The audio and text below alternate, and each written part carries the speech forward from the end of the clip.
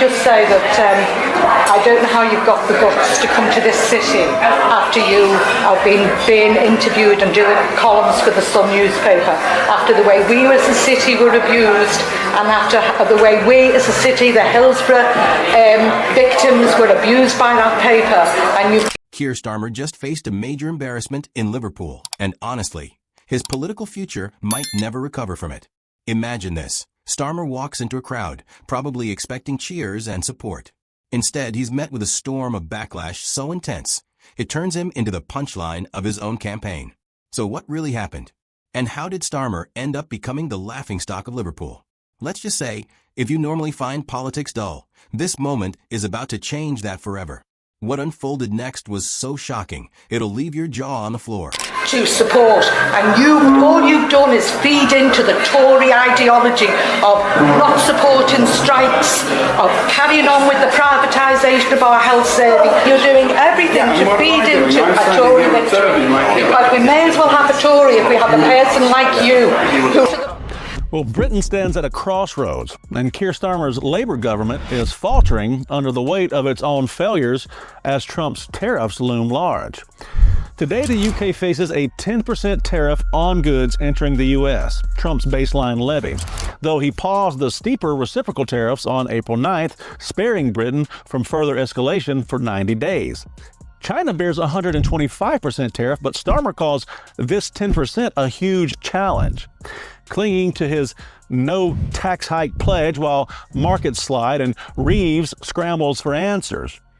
Labour's ineptitude here is glaring. This is a damning indictment of... Before we dive any deeper, don't forget to hit that like button and subscribe. Trust me, you won't want to miss this one.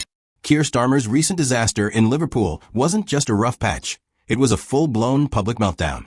Watching it all unfold felt like seeing a man who claims to lead scramble to cling to whatever remains of his crumbling credibility, only to be taken down by the very people who once backed him. It was the perfect mix of political cringe and self-inflicted damage, showing that Starmer isn't just disconnected. He's operating in a completely different reality. Secondly, you lied to us about uniting the party. I'm still a Labour Party member, and you've expelled and witch-hunted in the most vicious way I've ever seen in my lifetime. You can't help but wonder what was going through Starmer's head as he walked into Liverpool, expecting a hero's welcome. Did he really believe they'd roll out the red carpet and shower him with praise for his so-called political genius? Instead, what he got was more like an icy slap in the face. It was clear that the people of Liverpool, already fed up with his hollow promises, chose to hit back with a political version of a knockout punch. In his naive arrogance, Starmer must have thought his bland, indecisive leadership would earn him applause. Spoiler alert, it didn't, not even close. Dishonesty. Thank you very much. And our health service is going right down the pan. And you have a big responsibility, the working class people of this country. Can you move back, please? Excuse me. You're just, don't be getting physical. No, I'm not touching you. Can you move back then, please? You're touching my breast. It's almost poetic how Starmer keeps digging himself into deeper holes. He's constantly trying to present himself as a credible leader, proudly flaunting his moderate image like it's some kind of superpower. But every time he opens his mouth, every attempt to sound in control just makes it more obvious. His leadership is all smoke and mirrors. The man has the political weight of a soggy paper towel. So when the people of Liverpool called him out, it wasn't just a moment of public embarrassment. It was a full-blown reveal of just how politically powerless he's become. Of the Labour Party for a long, long time.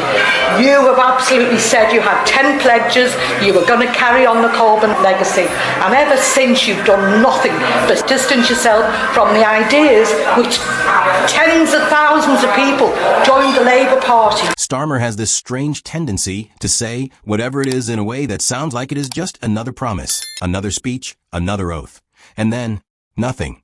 Nothing whatever ever follows as a consequence. He talks a big game about change and reform, but his version of change is like rearranging deck chairs on the Titanic while it's going down. Every time he speaks, it's the same tired script. We'll make things better. We'll fix the system. We'll grow the economy.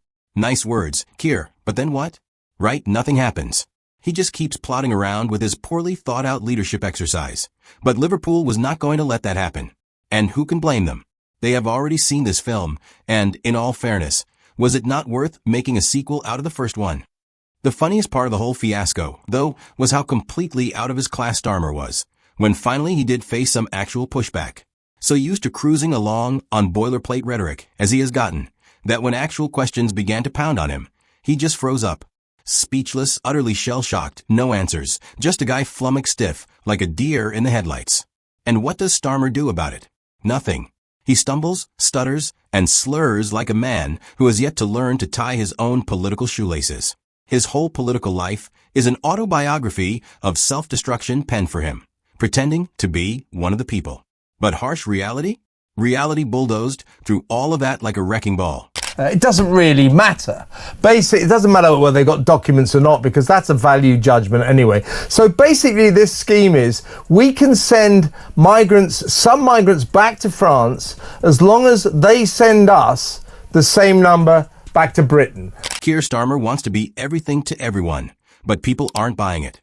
Especially in places like Liverpool, where voters expect straight answers, not campaign slogans.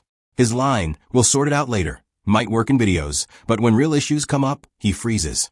He's so cautious that he's lost all direction. Voters want action, not waffle.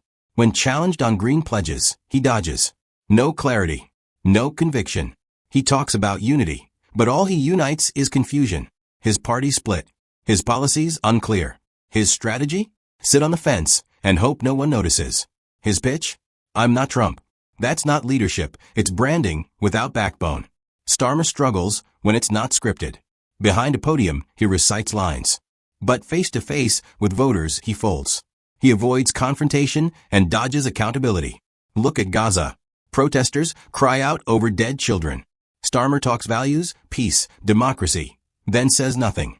His silence says it all. He claims to back progressives, but the working class pays the price.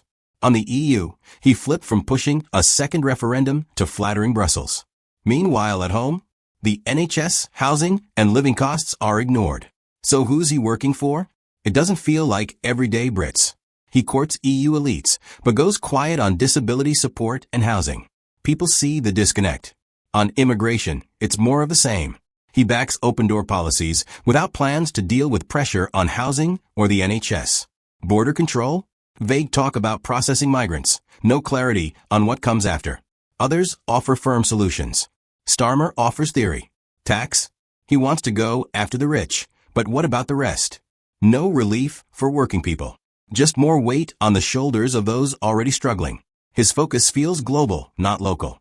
And voters are waking up. Even labor loyalists are fed up. He didn't challenge the government during COVID. He hasn't stood up for workers.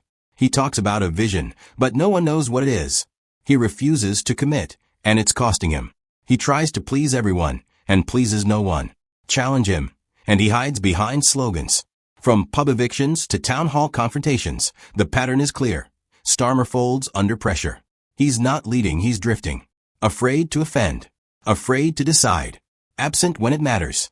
His speeches are full of sound bites, but voters are done waiting for him to get there. They want action now.